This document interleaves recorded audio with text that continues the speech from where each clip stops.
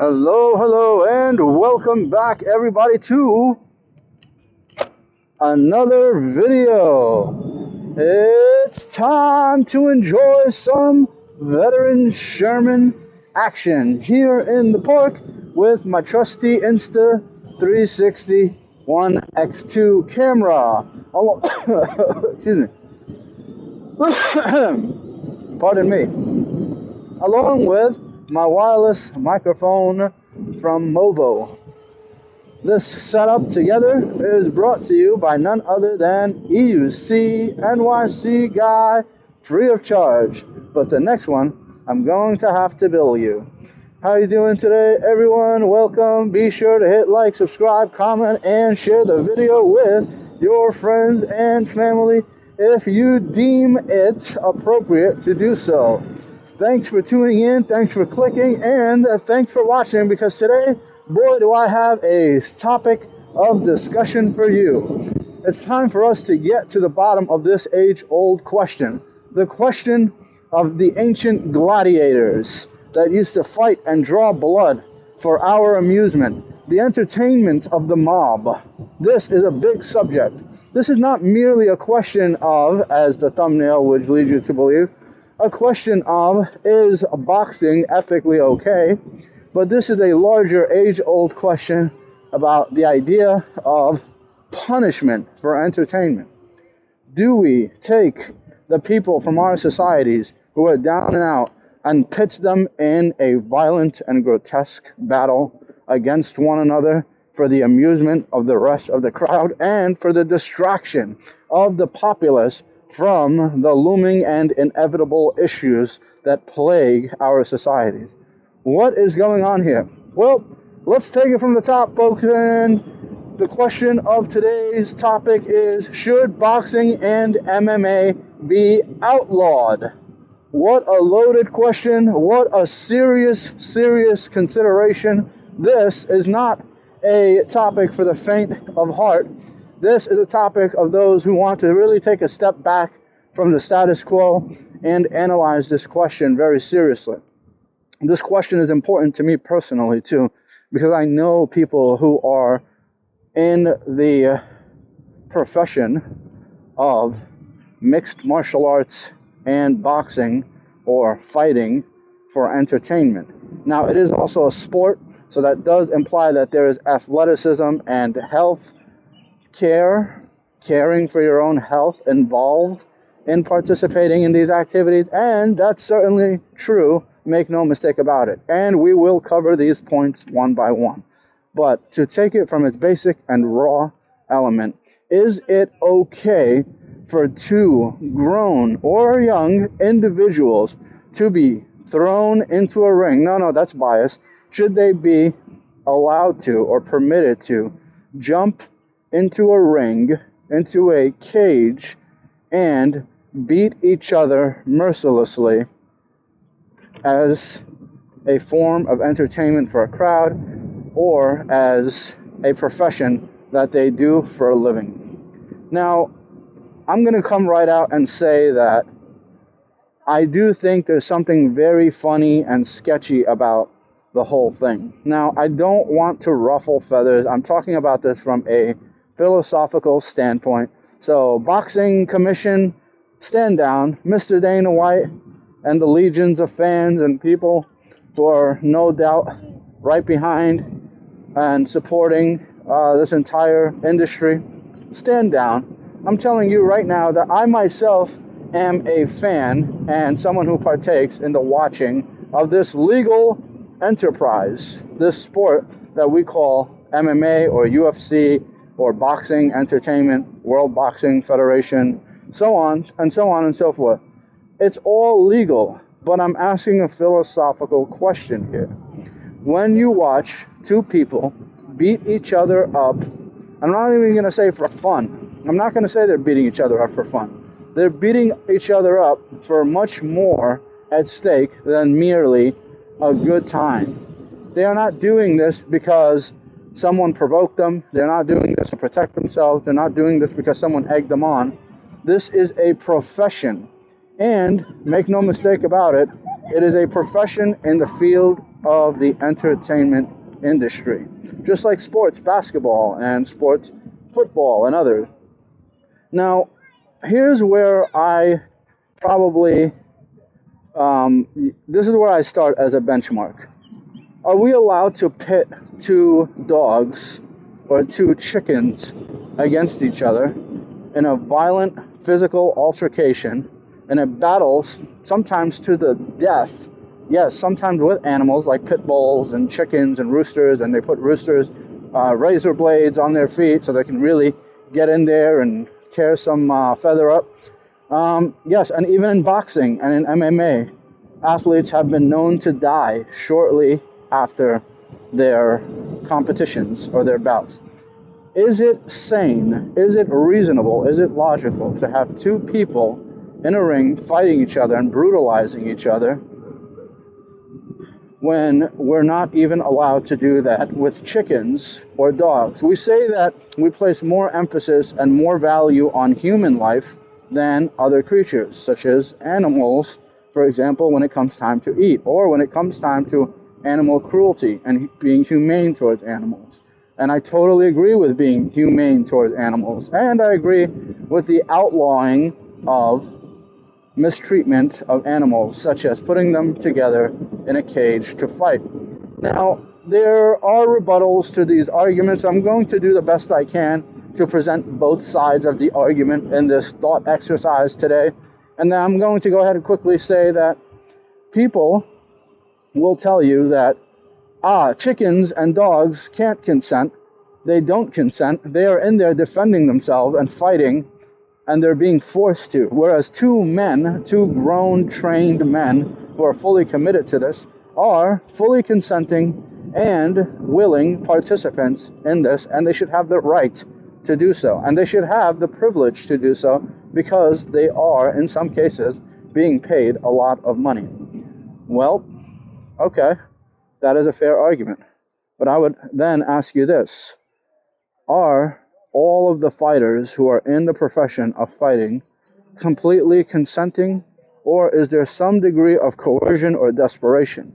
Because I think that takes away from the amount of consent, or from the intensity of the consent that they are giving. For example, I know you're wondering, what do I mean by that? For example, am I really consenting if I'm behind on my bills?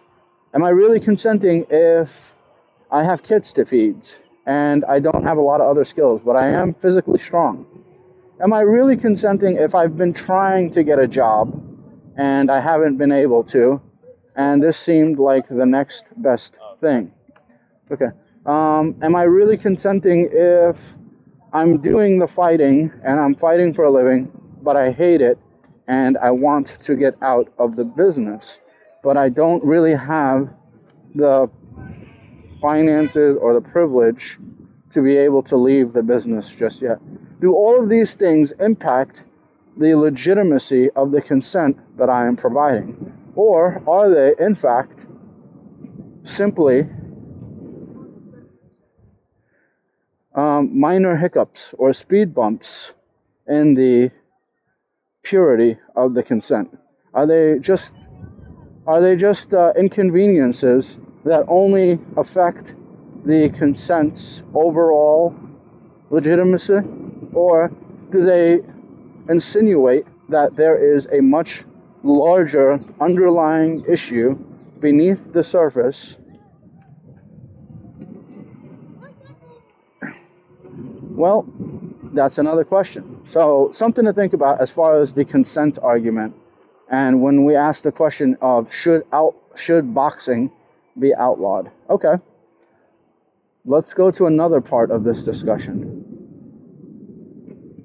Should boxing be outlawed because of the amount of brain damage that getting punched in the face and the head does to you? In the face, in the head, in the back of the head, in the neck, the jaw, all the punches that you take while you're training in boxing, really, they really do a lot of damage. If you're a boxer or a person who's ever even sparred or boxed a little bit, just for fun or practice, you might know that getting punched by a boxing glove really does I don't want to say hurts, that might not be the right word, but it does impact your brain. You feel it. You feel your brain inside of your head getting squashed against one side of your skull and bouncing towards the other side of the skull. Now, scientifically, that's actually what causes knockouts and concussions, is the impact that your brain suffers from the punches that you receive. Now, if you received a punch with a fist that didn't have a glove on it,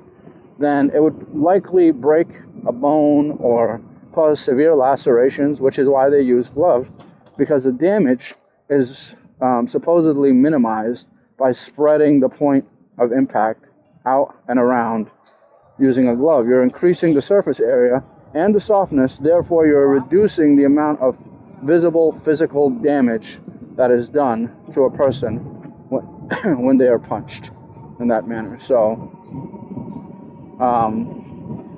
the argument here, though, is that there's a lot of damage that is not really visible, but still exists, and arguably might be worse than the damage that's done from a cut or a bone break. For instance, your ability to speak clearly or have a clear thought or maintain your rational ability to think and make decisions might be impacted by the loss of brain cells or by the concussions or coma that you would be affected by from the punch of a boxing glove.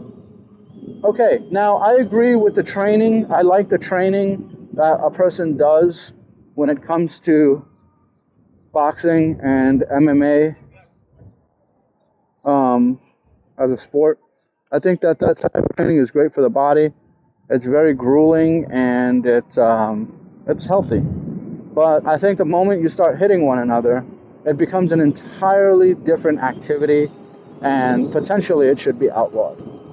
Now, what about all the millions of people who disagree and who want to be entertained by people boxing? Don't those people have a say? Shouldn't they get to decide if boxing is okay or if boxing should be outlawed?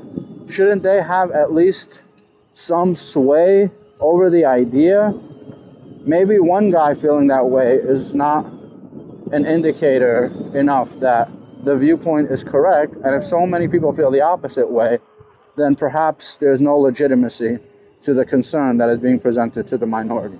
Well, if we use that logic or that argument, it seems like we can probably dismiss a lot of other well-known arguments and ideas that fell in this category but ended up being true. For example, there was a time when there was a belief that cigarettes were healthy, and this is a unanimous, widely held belief at a certain period. And then eventually, evidence comes out to the contrary, and we end up finding out that the damage being done by smoke inhalation turns out to be much worse than we all knew at the time. Well, in this case, we know already of a lot of the damage that gets done to the brain when it comes to being physically pummeled. So it's a similar argument, but it's not entirely the same. Let's take a pause. Hello? Yep. Are you back at the bench? No, we're at the gate. I just passed the gate. You guys weren't there. We're at the gate. Okay, I'm coming back. I'm at the bench. Okay, bye. Excuse me.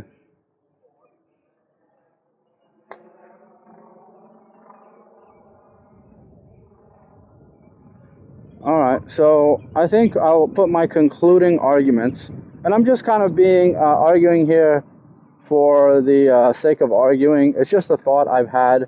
I don't know that I have a definite conclusive point of view or final decision on this topic, but I do know that I've pondered it more than once, and I do have strong feelings about it. And I do think there's an important argument to be made here that boxing isn't as wholesome of a sport as society currently accepts it to be. I think there's a lot to consider here. I think the safety measures that are being taken in boxing, such as having a referee and all these stringent rules and training practices, I think all these measures that are put in place to protect fighters are basically inadequate and not good enough. I think in the end, we need to go back to the drawing boards and take a serious look at whether or not boxing and MMA fighting are truly legitimate, authentic sports that deserve to be heralded as